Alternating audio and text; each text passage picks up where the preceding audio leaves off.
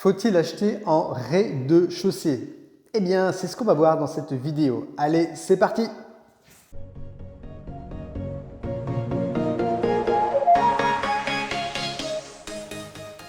Bonjour à tous, j'espère que vous allez bien. Bienvenue dans cette nouvelle vidéo dans laquelle on va se poser la question de savoir est-ce qu'il faut acheter en rez-de-chaussée? Quels sont les avantages et les inconvénients d'un rez-de-chaussée? Avant ça, je vous invite à vous abonner à ma chaîne en cliquant sur le bouton en bas à droite de votre écran et aussi à cliquer sur la clochette de notification pour recevoir mes prochaines vidéos immobilières. Eh bien effectivement, les rez-de-chaussée sont assez clivants. On a des personnes qui n'achèteront jamais de rez-de-chaussée pour différentes raisons. Et puis, on a d'autres personnes qui, au contraire, recherchent des rez-de-chaussée pour leurs avantages. Alors, dans cette vidéo, on va voir quels sont les avantages et les inconvénients.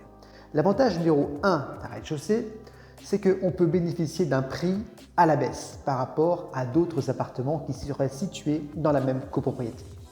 Alors attention, ce n'est pas toujours le cas. Pourquoi? Parce que les rez-de-chaussée, par nature, par définition, sont rares. C'est comme les derniers étages, il y en a peu. Donc les rez-de-chaussée peuvent être malgré tout assez prisés par certaines personnes qui ne veulent que ça. En fait, on met en principe plus de temps à vendre un rez-de-chaussée. Voilà. Mais d'un point de vue prix, on peut avoir une petite baisse de prix, mais ce n'est pas systématique. Alors évidemment, ça ne concerne pas les raies de jardin, les raies de terrasse qui au contraire, eux, peuvent être très demandés, très prisés, surtout suite au confinement qu'on a subi. L'avantage numéro 2 d'un rez-de-chaussée, c'est l'accessibilité. Notamment pour les personnes qui sont en fauteuil roulant, pour les personnes, pour des nounous par exemple qui ont des poussettes, pour les mères de famille, pour les personnes âgées qui vont rechercher des pleins-pieds.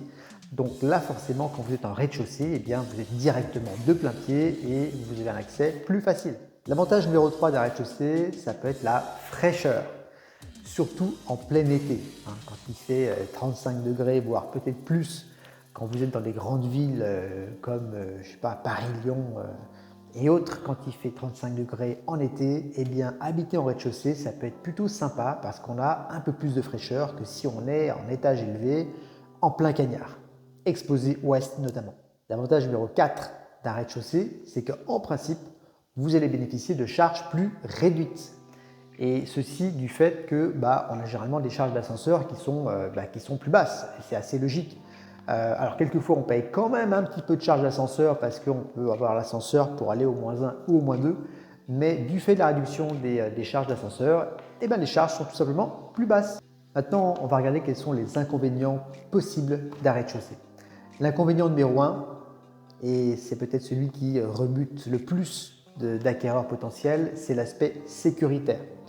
Alors évidemment, je ne connais pas les statistiques, mais je pense que effectivement, les rez-de-chaussée sont les appartements les plus visités, les plus cambriolés, parce qu'ils sont tout simplement plus accessibles. Désavantage numéro 2, c'est lié au DPE. Alors le DPE, c'est le diagnostic de performance énergétique que vous devrez effectivement accomplir lorsque l'on vend l'appartement. Et généralement, les rez-de-chaussée peuvent être moins bien classés. Pourquoi? Parce que tout simplement, il n'y a pas de voisins en dessous. En dessous, il y a quoi? Il y a des caves, il y a des garages. Donc, on n'a pas d'appartement chauffé. Donc, on peut avoir une déperdition calorique, du coup, une plus mauvaise classification du DPE. Les avantages numéro 3, liés au bruit, aux nuisances sonores. Alors effectivement, quand on est au rez-de-chaussée, on peut avoir un petit peu plus de circulation dans les couloirs, notamment à cause de l'ascenseur, où on aura plus de passages. On peut avoir des extérieurs un petit peu plus bruyants si on est à côté de rues à proximité ou s'il y a des passages piétons, etc. Donc en principe, un petit peu plus de nuisances sonores lorsqu'on est au rez-de-chaussée. Quatrième désavantage d'un rez-de-chaussée, ça peut être un manque de lumière. En tout cas, une luminosité qui sera forcément inférieure si vous étiez par rapport à un appartement qui serait situé en étage élevé, ça va de soi.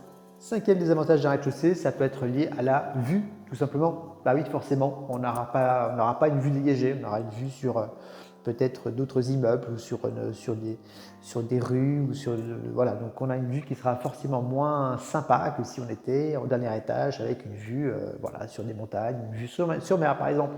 Donc voilà pour les avantages et les inconvénients d'un rez-de-chaussée. Alors il y en a peut-être d'autres et d'ailleurs je vous invite à peut-être à me les mettre dans les commentaires si vous identifiez d'autres points positifs ou négatifs.